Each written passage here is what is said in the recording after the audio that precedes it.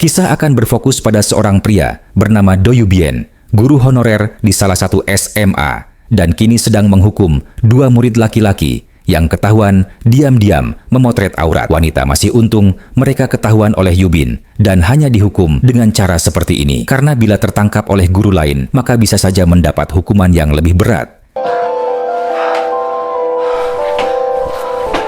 Yubin mempersilahkan salah satu murid bernama Jiho pergi setelah ia menasihatinya agar tidak mengulangi perbuatannya itu. Kemudian ia menasihati Sung, murid satunya lagi, yang kebetulan adalah calon adik iparnya. Berbeda dengan Jiho yang terlihat menyesal, Sungmin justru meminta agar Yubin tidak menghukumnya dan juga membela diri dengan mengatakan bahwa Jiho lah dalang di balik semua ini.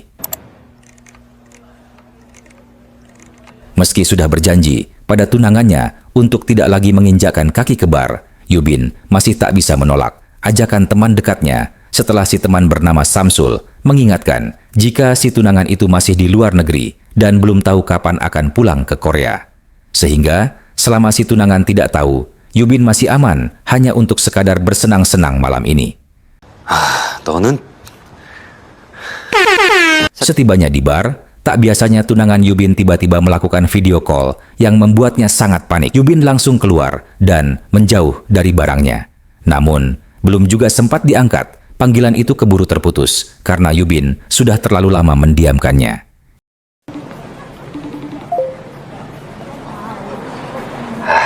Yubin memutuskan bersantai lebih dulu. Ditakutkan tunangannya itu kembali menghubunginya. Selang beberapa menit, Yubin menerima pesan dari Jiho berupa kode voucher segelas kopi sebagai bentuk terima kasih karena Yubin tidak memberikan hukuman berat.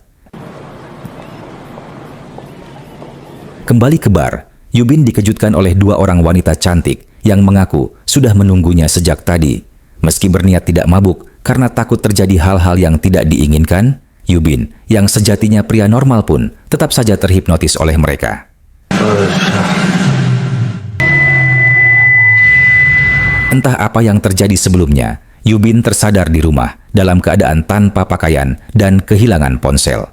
Ia juga menemukan dalaman wanita yang tergeletak begitu saja di atas meja, serta coretan aneh di kamar mandi yang cukup membuatnya yakin jika semua ini adalah ulah wanita semalam.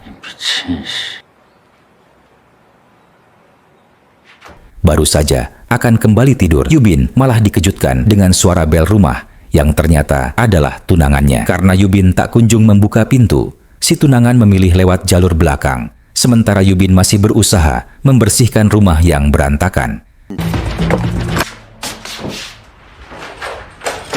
Meski sempat kurang percaya, si tunangan tidak memperpanjang hal-hal yang dianggap janggal, sehingga Yubin berhasil lolos dan membohongi tunangannya jika semalam ia sedang bersama Samsul.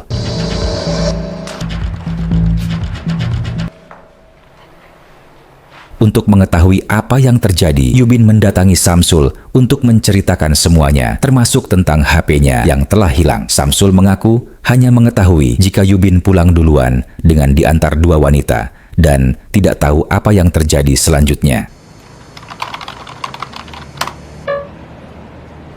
Samsul yang sempat membantu Yubin mereset data di HP lamanya pun menduga bahwa 2 wanita itu mungkin saja adalah kiriman dari ayah tunangannya yang sejak awal memang tampak kurang setuju dengan hubungan mereka. Dugaan itu membuat Yubin terlihat sangat canggung saat ia dan si tunangan mengunjungi rumah orang tuanya untuk mendiskusikan tentang pernikahan mereka yang semakin dekat.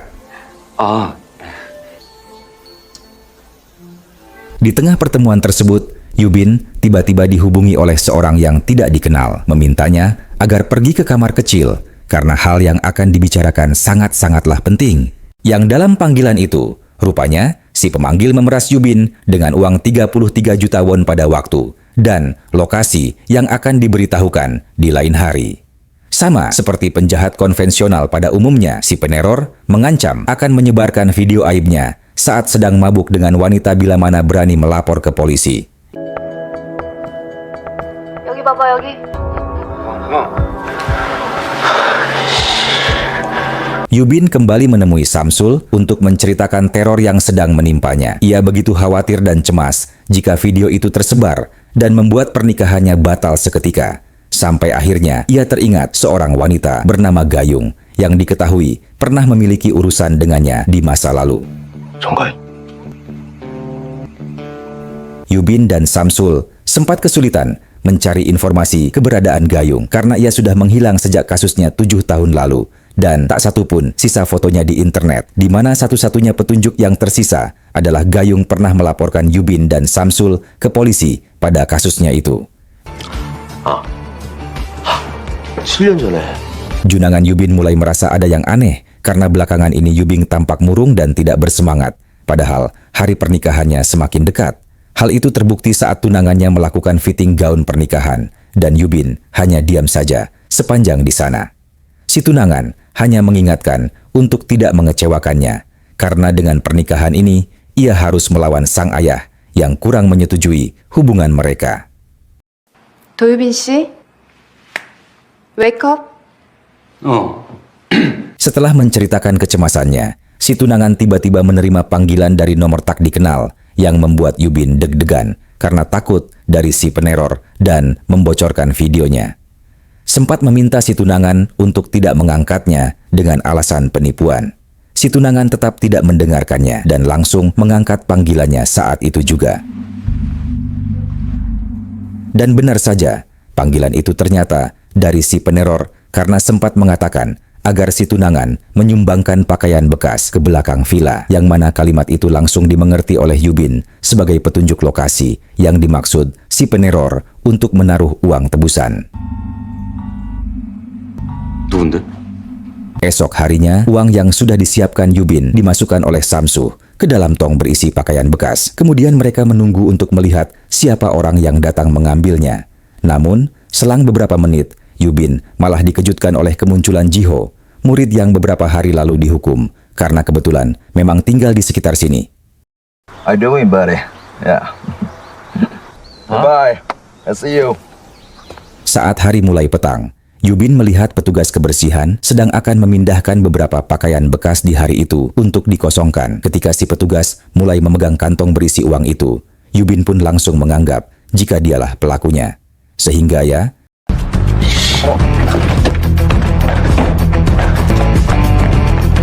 Yubin langsung menyerang si petugas yang cukup membuat si petugas kebingungan. Namun, di saat uangnya diperiksa, mereka terkejut karena isinya telah berubah menjadi tumpukan kertas, membuat mereka bingung karena merasa tak pernah wengah mengawasi uang tersebut tanpa sadar jika ada seseorang yang diam-diam rekam dari kejauhan.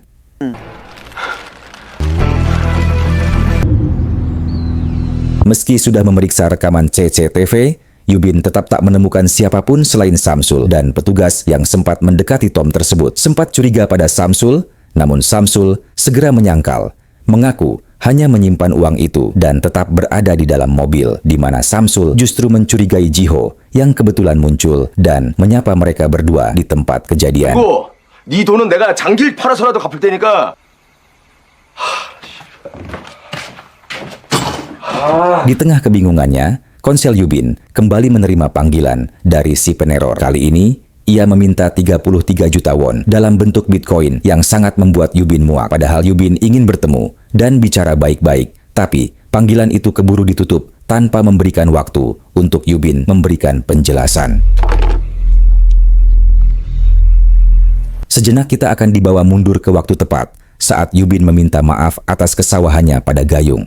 Diketahui Gayung adalah mantan pacar Yubin yang pernah dirugikan karena video haram yang mereka buat tersebar di internet. Semua berawal dari Samsul yang memperbaiki laptop milik Yubin dan menjual video haramnya yang ia temukan pada laptopnya. Dan karena video itu hanya menampilkan wajah Gayung, maka hanya Gayung sajalah yang merasa dirugikan atas semua itu.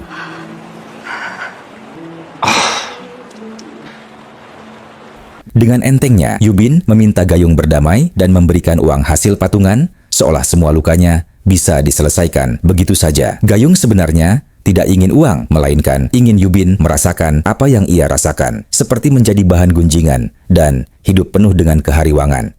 Intinya, Gayung ingin Yubin merasakan seluruh penderitaan yang selama ini ia tangguh sendirian. 네가 한지 때문에 내 인생 다 망쳤으니까 아니라고, 진짜 아니라고. 너 왜 이렇게 날 못 믿어? 내가 똑같이 갚아줄 거야. Saat sedang mengajar murid-muridnya, Yubin masih saja memikirkan bagaimana rasa malu yang akan ia tanggung jika video itu sampai tersebar. Yubin sadar bahwa ia adalah seorang guru yang seharusnya memberikan contoh baik bagi para muridnya. Di mana semua tekanan itu membuat Yubin tak bisa fokus, hingga beberapa murid yang memperhatikannya pun mulai keheranan. 네가 한지 때문에 내 인생 다 망쳤으니까. Di tengah keputusasaan itu, Yubin menerima panggilan dari Samsul yang mengaku telah menemukan keberadaan Gayung. Tanpa berlama-lama, Yubin pun langsung menuju ke lokasi yang ternyata berlokasi di sebuah pemakaman umum. Sempat ada pikiran jika Gayung sudah meninggal. Yubin pun akhirnya lega setelah melihat Gayung masih hidup dan sibuk bekerja. Karena hanya Yubin, Samsul, dan Gayunglah yang tahu kasus mereka, Yubin tentu mencurigainya sebagai dalang pemerasan tersebut dengan motif balas dendam. Namun, meski Gayung mengaku bahwa ia memang sangat ingin balas dendam, Gayung menyangkal semua pemerasan yang Yubin ceritakan. 나도 너는 아니라고 믿고 싶은데. Tak lama muncul suami Gayung yang memang sudah mengetahui semua masa lalunya. Melihat orang yang telah menghancurkan hidup istrinya santai di depan mata, si suami pun langsung membabi buta karena sudah sangat lama menahan hasrat untuk menghabisi Yubin.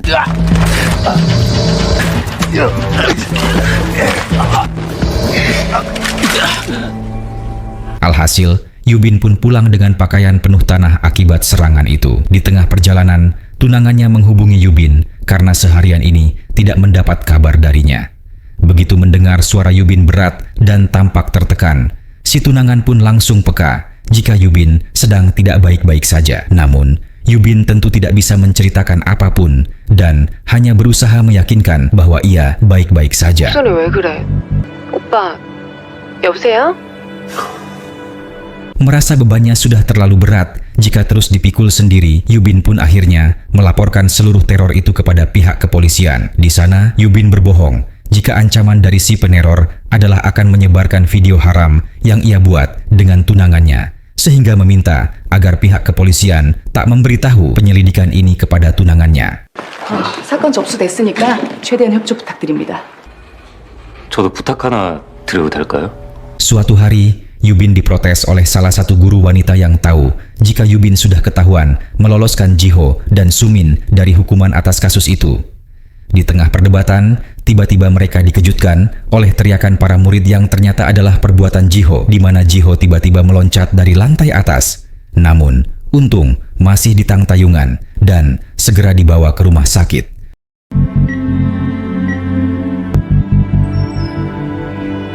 Singkat cerita, tunangan Yubin dikejutkan oleh kedatangan seseorang yang menyerahkan kotak kartu memori. Bersamaan dengan itu, di tempat lain, ayahnya juga menemukan kotak yang serupa, yang setelah isinya dibuka, terdapat rekaman milik Yubin sedang mabuk, hingga membuat Yubin langsung dijemput paksa oleh ajudan calon ayah mertuanya saat itu juga.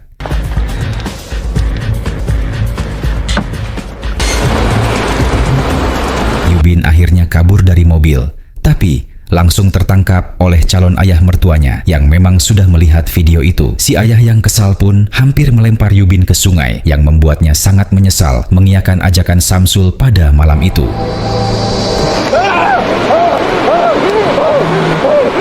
Yubin kembali menerima panggilan dari Super Error, namun hanya mendapati ocehan-ocehan yang membuatnya kesal. Selesai dengan panggilan itu, Yubin tiba-tiba menemukan sebuah poster kecil dengan gambar si wanita yang ia temui pada malam itu.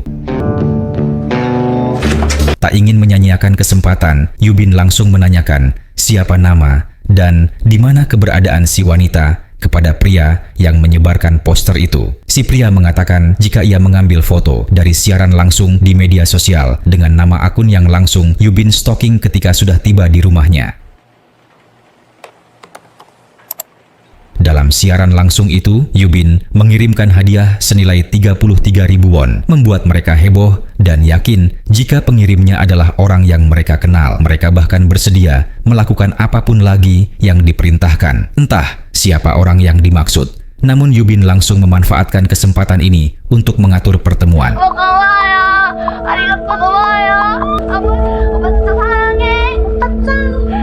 Setelah menunggu sekitar 30 menit dan tak menemukan siapapun, kedua wanita itu akhirnya memutuskan untuk pulang saja tanpa sadar jika Yubin sudah sejak tadi memperhatikan mereka dari luar.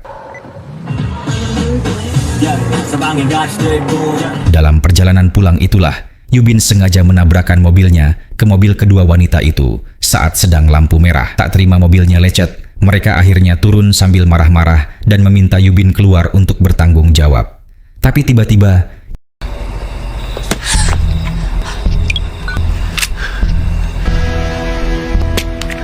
Yubin pun langsung menginterogasi mereka tentang kejadian di bar 2 minggu ke belakang. Mereka akhirnya mengaku bahwa rekaman itu atas perintah seseorang yang datang bersama Yubin, tidak lain dan tidak bukan adalah Samsul itu sendiri. Alhasil, Yubin yang terbakar emosi pun langsung mendatangi Samsul dan menghajarnya habis-habisan. Bahkan, ia sampai menggali tanah agar untuk mengubur Samsul hidup-hidup. Samsul mengaku bahwa memang yang dikatakan kedua wanita itu benar. Namun, untuk soal error dan ancaman, Samsul langsung menyangkal dan mungkin saja ponsel Yubin diretas oleh orang lain.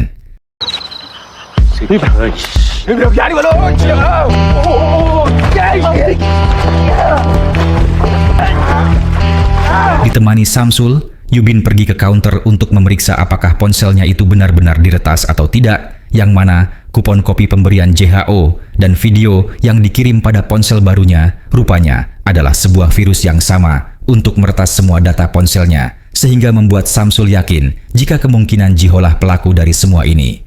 타이저 소재야. Yubin menemui Ibu Jiho untuk menanyakan apakah ada yang aneh dengan sikap Jiho belakangan ini. Kemudian, ia meminta izin untuk memeriksa isi dari ponsel Jiho. Namun, rupanya, si ibu juga sedang mencari ponsel itu karena tiba-tiba menghilang, di mana sikap Jiho akhir-akhir ini selalu tampak gelisah. Bahkan, jarang belajar karena sering bermain sponsor terus-terusan. 그런데 지호는 왜 투신을 안 갈까? Yubin kembali bertanya, apakah ada orang lain yang sempat mencari ponsel Jiho selain dirinya? Si ibu menjawab bahwa pas Jiho dilarikan ke rumah sakit, ada seseorang yang juga mencari ponselnya. Mendengar nama yang disebutkan si ibu, Yubin yakin jika orang itulah dalang di balik semua teror ini. Rupanya, ponsel Jiho yang sebenarnya telah dikirim ke rumah guru wanita oleh Jiho sebelum lompat. Dan setelah memeriksanya, si guru dan Yubin berdiskusi untuk menjebak si pelaku dan menyusun rencana bersama polisi. Yubin sengaja membiarkan ponselnya tetap diretas agar pelaku masih mendengar percakapannya dengan polisi atau guru wanitanya yang dalam panggilan itu, Yubin bersandiwara seolah mengetahui lokasi ponsel milik Jiho, yang mana semua itu dilakukan agar pelaku datang ke lokasi yang dimaksud. Tak lama si pelaku benar-benar mendatangi tempat itu dan mulai mencari ponselnya. Yubin yang tiba lebih dulu pun langsung muncul dan menanyakan apakah ia sedang mencari ponsel Jiho. Sehingga disinilah semuanya terungkap bahwa kejahatan yang dilakukannya adalah sebuah bentuk perundungan terhadap Jiho dan pelaku yang selama ini meneror, meretas, serta memanipulasi keadaan adalah Sungmin Hadi, mantan tunangan Yubin sendiri.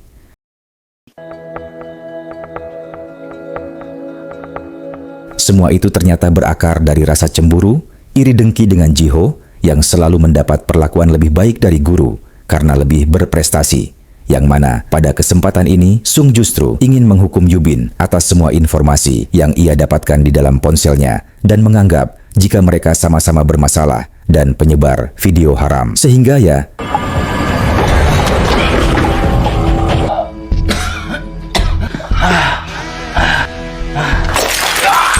setelah membuat Yubin babak belur, Sungmin langsung merebut ponsel yang ia kira milik Jiho. Namun, tanpa ia sadari, ponsel itu hanyalah replika. Dan yang lebih membuatnya murka adalah seluruh pertarungan dan percakapan mereka sejak awal sudah direkam oleh kamera tersembunyi, sehingga pengakuan dan tindakan Sungmin bisa terekam jelas oleh kamera.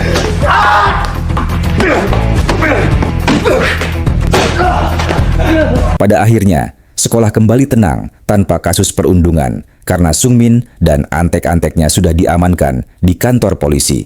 Sementara Jiho sendiri mulai pulih dan belajar berjalan lagi hingga membuat Yubin lega karena muridnya itu baik-baik saja. Pulang dari Jiho, Yubin ke kantor polisi untuk menjenguk Sungmin yang masih ditahan di kantor polisi. Meski masih di bawah umur, Sungmin tetap mendekam beberapa hari sebagai konsekuensi agar tidak lagi merugikan siapapun.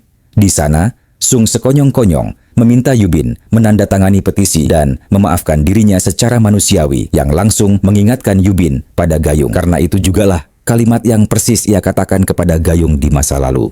인간적으로 해결해요. 인간적으로. 인간적으로 해결하자. Tamat.